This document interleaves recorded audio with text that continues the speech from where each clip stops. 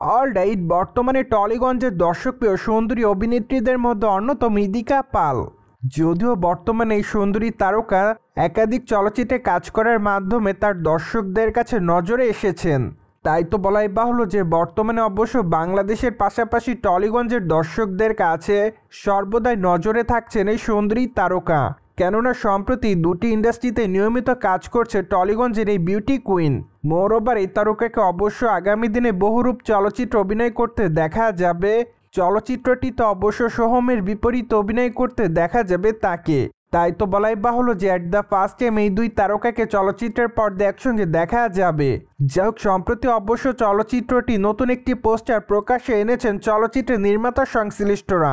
সেখানে অবশ্য দেখা যাচ্ছে অভিনেত্রী ইদিকা পালকে। তাছাড়া চলচ্চিত্রের নায়িকার প্রথম পোস্টারে তার লুকের অবশ্য অনেকটা পরিবর্তন দেখা যায়। পাশাপাশি বলাই বাহুল্য যে চলচ্চিত্রের পর্দায় হয়তো তাকে কোনো গ্রামের মেয়ের চরিত্রে অভিনয় করতে দেখা যেতে পারে। কেননা সম্প্রতি প্রকাশিত পোস্টারে তার পোশাক দেখে এইটুকুই বোঝা যাচ্ছে।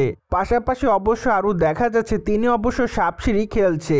পাশাপাশি তার ফেস রিয়াকশন দেখে এইটুকু বোঝা যাচ্ছে যে চলচ্চিত্রের পর্দায় তার চরিত্রের মধ্যে হয়তো ব্যাপক পরিমাণ সাসপেন্স থাকবে। যাই হোক, তা তো অবশ্য চলচ্চিত্রের টিজার কিংবা ট্রেলার প্রকাশ্যে আসলে দেখা যাবে। আর এজন্যই বর্তমানে সকল দর্শকরা চলচ্চিত্রের টিজার কিংবা ট্রেলারের জন্য অপেক্ষাতে। মোরওভার চলচ্চিত্রটি অবশ্য ক্রিসমাস উপলক্ষে মুক্তি দেওয়া হবে। তাই তো বলাই বাহুল্য যে চলচ্চিত্রটি মুক্তি পেতে এখনও প্রায় অনেকটা সময় বাকি। অন্যদিকে আপনারা সকলে জানেন যে বর্তমানে অবশ্যই ইদিকা পাল টলিগঞ্জের দর্শকপ্রিয় নায়িকাদের মধ্যে অন্যতম। পাশাপাশি বর্তমানে অবশ্য নায়িকা রঘু ডাকাত চলচ্চিত্রের কাজ নিয়ে খুবই ব্যস্ততার মধ্যে।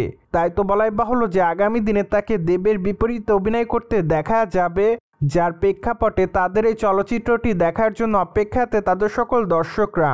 চলচ্চিত্রটি অবশ্য দুর্গাপূজা উপলক্ষে গোটা কলকাতাতে মুক্তি দেওয়া হবে।